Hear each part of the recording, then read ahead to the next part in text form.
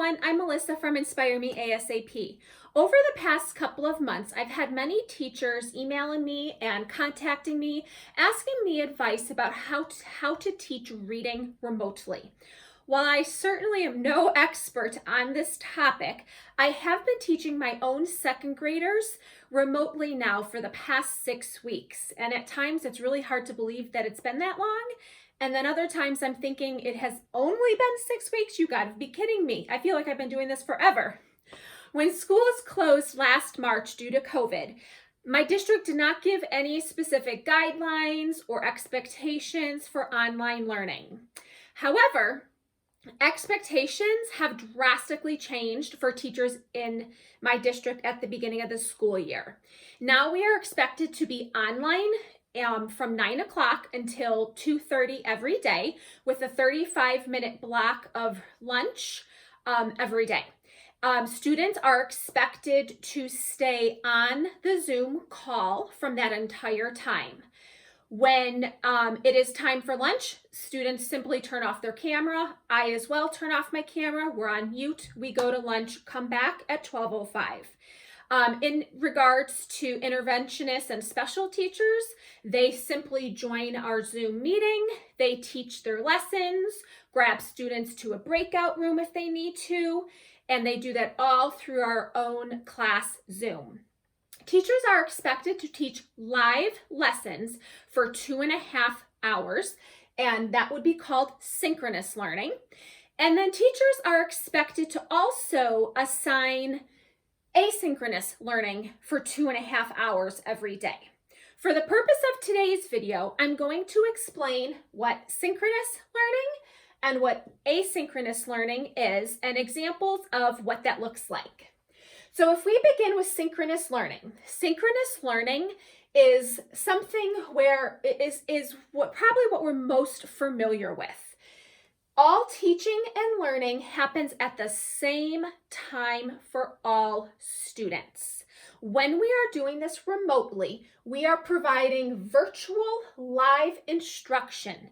So when I say we, I mean the teachers, me, you. You are the teachers of your students and you are providing live instruction to your students.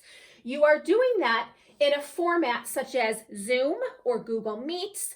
I'm currently using Zoom. That's what teachers in my district are expected to use. During this time of synchronous learning, you are explicitly teaching lessons. For example, I'm going to use ELA, that subject area for today's video.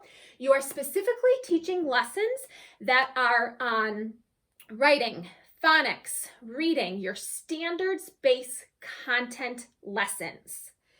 You are providing feedback and communication in real time. So feedback between students and the teacher is in real time. It is live. There is also opportunities for live chatting during synchronous learning. On the other hand, asynchronous learning. Let's talk about what that looks like and what that exactly means. As you can see, I have a lot of examples of that because that's kind of what we had to do for the past couple of weeks or months. When we think about asynchronous learning, students are working on materials that are provided by you, the teacher, at their own pace and their own time.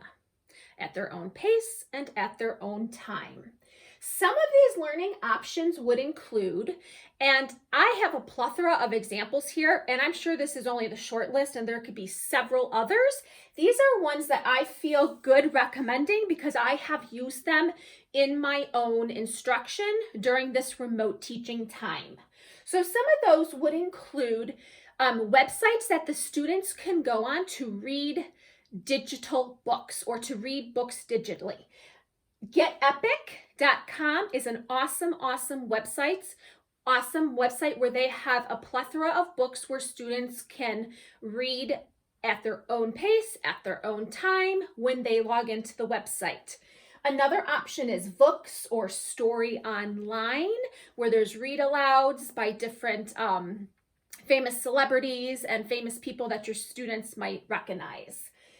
Another example of a learning option for asynchronous learning would be reading books or reading notebooks. So this is different than a digital option. For example, if your students have reader notebooks that they have just basically created their own notebook out of a notebook that they had at home and labeled it a reader's notebook.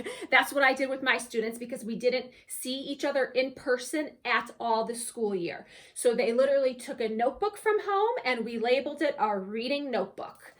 We also have books that we read in our little book nooks that the students have access to at home. Now, I will say that I do teach in a high poverty district where over 95% of my students are below the poverty line.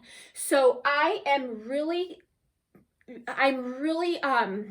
using a lot of my online resources for my students to access those books instead of relying on them having them at home at their, just on their bookshelf. They don't really have access to those books. So instead, I provide them access to books to read digitally on some of these websites that I just mentioned.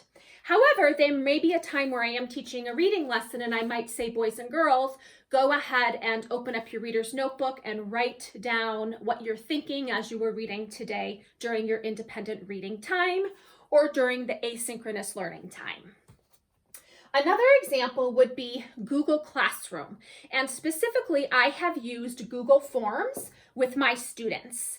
And I do that in a manner that my students are reading a passage and then they answer questions about that passage on their own.